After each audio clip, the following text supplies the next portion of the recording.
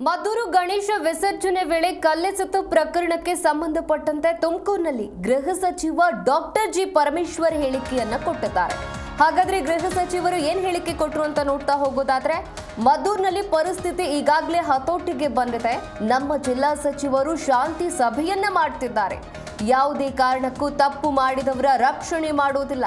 ಹಿಂದೂಗಳಾಗ್ಲಿ ಮುಸಲ್ಮಾನರಾಗ್ಲಿ ಕ್ರಮವನ್ನ ಕೈಗೊಳ್ತೀವಿ ಅಂತ ತುಮಕೂರಿನಲ್ಲಿ ಗೃಹ ಸಚಿವ ಡಾಕ್ಟರ್ ಜಿ ಪರಮೇಶ್ವರ್ ಹೇಳಿಕೆಯನ್ನ ಕೊಟ್ಟಿರುವಂತದ್ದು. ಇಡೀ ರಾಜ್ಯದಲ್ಲಿ ಶಾಂತಿಯಿಂದ ಗಣೇಶನ ವಿಸರ್ಜನೆ ಮಾಡಬೇಕಾದ್ರೆ ಒಂದು ಸಣ್ಣ ಊರಲ್ಲಿ ಈ ರೀತಿ ಗಲಾಟೆ ಮಾಡ್ತಾರೆ. ಈಗಾಗಲೇ 15 ಮಂದಿಯನ್ನ ಅರೆಸ್ಟ್ ಮಾಡಲಾಗಿದೆ. ತಪ್ಪಿಸಿಕೊಂಡವರನ್ನು ಕೂಡ ಹುಡುಕಿ ಅರೆಸ್ಟ್ ಮಾಡ್ತಾರೆ ಅಂತ ತುಮಕೂರಿನಲ್ಲಿ ಗೃಹ ಸಚಿವ ಡಾಕ್ಟರ್ ಜಿ ಪರಮೇಶ್ವರ್ ಹೇಳಿಕೆಯನ್ನ ಕೊಟ್ಟಿರುವಂತದ್ದು. ಮದ್ದೂರು ಗಲಾಟೆ ಈಗಾಗಲೇ ಕಂಟ್ರೋಲ್ಗೆ ಬಂದಿದೆ.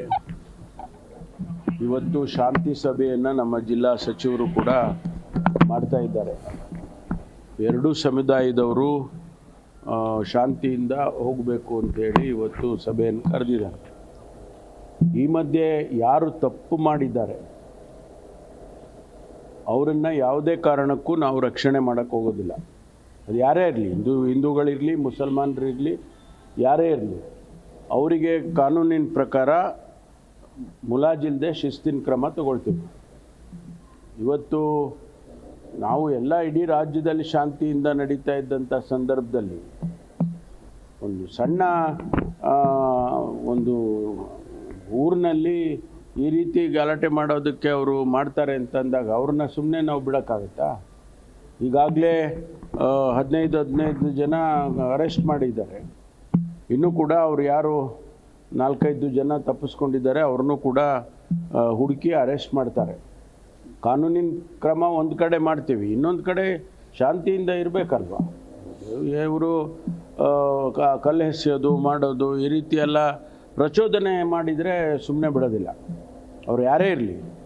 ಇವತ್ತು ನಾವು ಎಲ್ಲ ರೀತಿಯಲ್ಲೂ ಕೂಡ ಶಾಂತಿಯಿಂದ ಹೋಗಬೇಕು ಅಂತ ಇಡೀ ರಾಜ್ಯದಲ್ಲಿ ಎಲ್ಲ ಕಡೆ ಚೆನ್ನಾಗಾಗಿದೆ.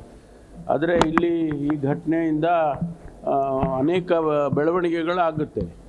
ಆಮೇಲೆ ಹೊರಗಡೆಯಿಂದ ಹೋಗಿ ಗಲಾಟೆ ಮಾಡೋದು, ಪ್ರಚೋದನೆ ಮಾಡೋದು ಈ ರೀತಿ ಎಲ್ಲ ಕೂಡ ಮಾಡಬಾರ್ದು. ಮಾಡಿದವರು ಯಾರ್ಯಾರು ಈಗಾಗಲೇ ನಮ್ಮವರು ಪೊಲೀಸ್ನವರು ಅವರನ್ನು ಅವರ ವಿಡಿಯೋ ಇದರಲ್ಲಿ CCTVಯಲ್ಲಿ ವಿಡಿಯೋದಲ್ಲಿ ಎಲ್ಲ ಕ್ಯಾಪ್ಚರ್ ಮಾಡಿದ್ದಾರೆ. ಯಾರ್ಯಾರು ಅವರು ಅದರಲ್ಲಿ